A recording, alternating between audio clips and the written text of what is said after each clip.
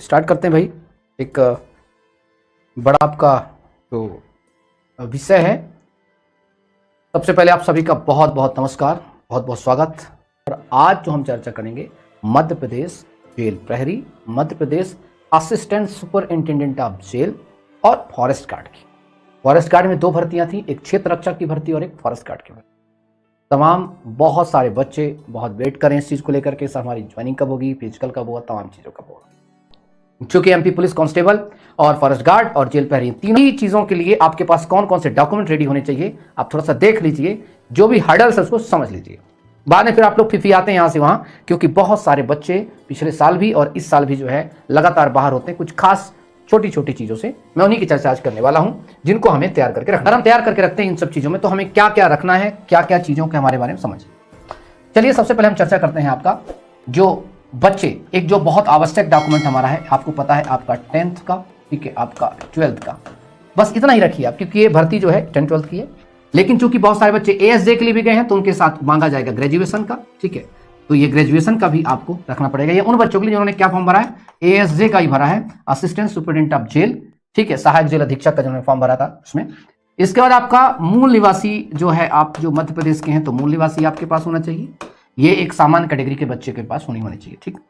अब इसके बाद जब ओबीसी और ईडब्ल्यूएस की अगर बात करते हैं तो आपका ओबीसी का सर्टिफिकेट और ईडब्ल्यूएस का है तो ईडब्ल्यूएस का सर्टिफिकेट, साथ में आय प्रमाण पत्र आपके पास होना चाहिए, ठीक है, आय प्रमाण पत्र होना चाहिए। और जो एससी एसटी के वर्ग के लोग हैं तो उनका एससी एसटी एससी का आपका जो आपका सर्टिफिकेट जो आपके पास होना चाहिए।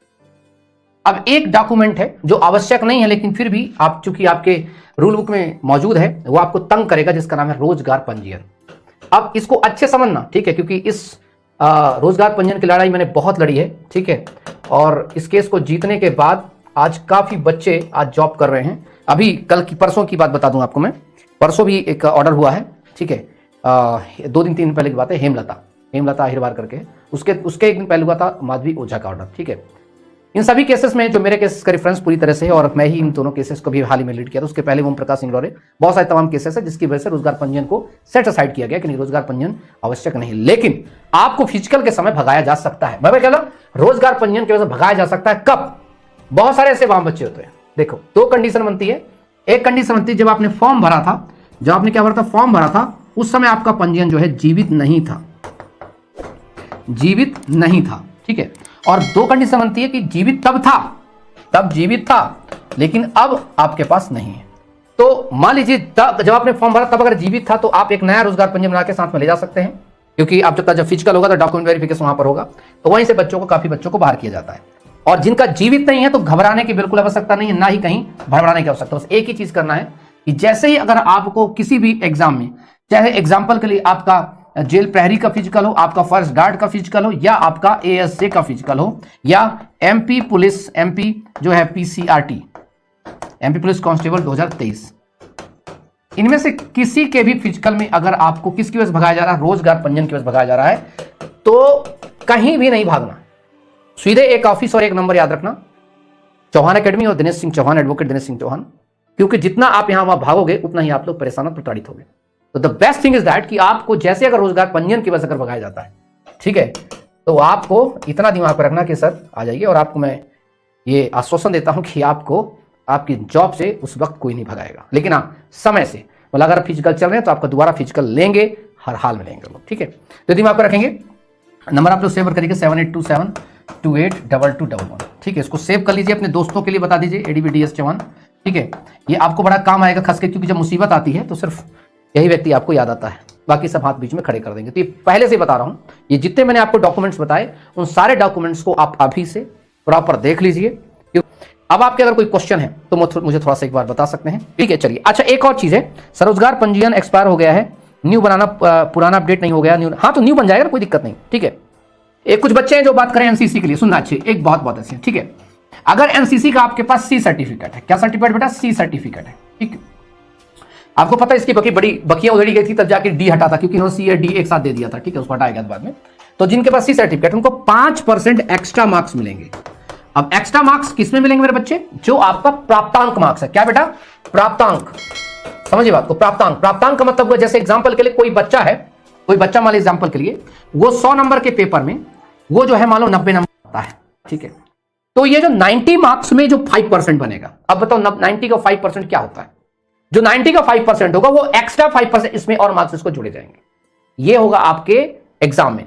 अगर आपने एनसीसी सर्टिफिकेट टिक किया है तो एमपी पुलिस कांस्टेबल का जो पेपर होगा, एमपी जो आपका पीसीआरटी का उसका पेपर की बात करते हैं, फॉरेस्ट गार्ड की बात करते हैं, जहां भी इसमें दिया गया है 5% का, तो 5% आपका ऑब्टेन मार्क्स में जो मार्क्स आपने प्राप्त किए हैं उस अंक में आपको 5% दिया जाएगा। कोई दिक्कत? चलिए, तो यहां पर आप देख रहे हैं, यहां पर एक पूरा क्लियर हो गया आपको। मतलब यहां पर यह है कि आपका जो प्राप्तांक है उसके आधार पर एनसीसी का सर्टिफिकेट बनेगा, है ना। जैसे एग्जांपल के लिए, जैसे पीसीआरटी को आते हैं, पुलिस कांस्टेबल रिक्रूटमेंट टेस्ट 2023 की बात करें, तो चूंकि 200 नंबर का पेपर है ना, तो 200 नंबर में आप कितने प्राप्त कर, जैसे एग्जांपल रिटर्न आपका हो गया 100 मार्क्स का और आपका फिजिकल होगा 100 मार्क्स का, तो कोई छात्र मान लीजिए 200 में मान लीजिए 150 नंबर जो है अर्जित करता है, तो 150 नंबर में जिसके पास सी सर्टिफिकेट को 5% एक्स्ट्रा मार्क्स दिए जाएंगे। This is the benefit. और अगर जेल प्रेरी में है, फॉरेस्ट गार्ड में है, एएसए में है, तो उसमें मान लीजिए कोई बच्चा है, जैसे मान लीजिए 100 में उसने 90 मार्क्स को अर्जित किया, ठीक है, तो ये जो 90 मार्क्स है, इस 90 मार्क्स का जो 5% इसमें और एक्स्ट्रा बेनिफिट ऐड होगा और आपकी कट ऑफ बनेगी। ओके, ये दिमाग में रखना अच्छी बात। ठीक, बहुत सारे बच्चे पूछते सर जी न्यू में पंजीयन नंबर चेंज हो जाएगा, तो कोई प्रॉब्लम नहीं मेरे बच्चे। मैं फिर से बोला, देखो आप लोग बड़े भाग्यशाली हैं क्योंकि आपके समय में एक ऐसा शिक्षक जो आपके लिए हाई कोर्ट में रिप्रेजेंट करता है। आपने पूछा, क्वेश्चन पूछा रोजगार पंजीयन के बारे में, तो आप जब नया बनाएंगे तो न्यू रोजगार पंजीयन लेके जाइए, कोई दिक्कत नहीं है।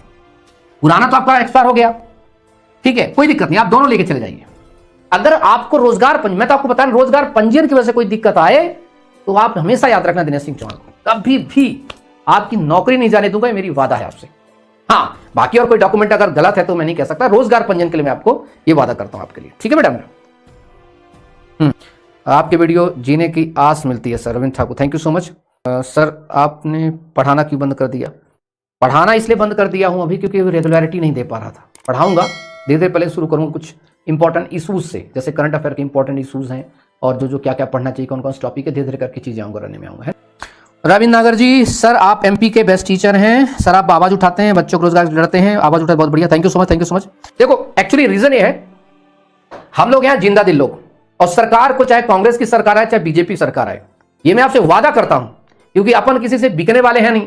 चाहे वो अभी यहां तो बीजेपी कांग्रेस का ही, अगर आम आदमी पार्टी को दूर तक नारा नहीं या किसी अन्य पार्टी का, पार्टी किसी की भी सरकार आए, दिनेश सिंह चौहान बच्चों के साथ खड़ा था, खड़ा है और खड़ा रहेगा, क्योंकि आप सब मेरे दोस्त हो, मित्र हो मेरे, है ना, सखा सखी हो।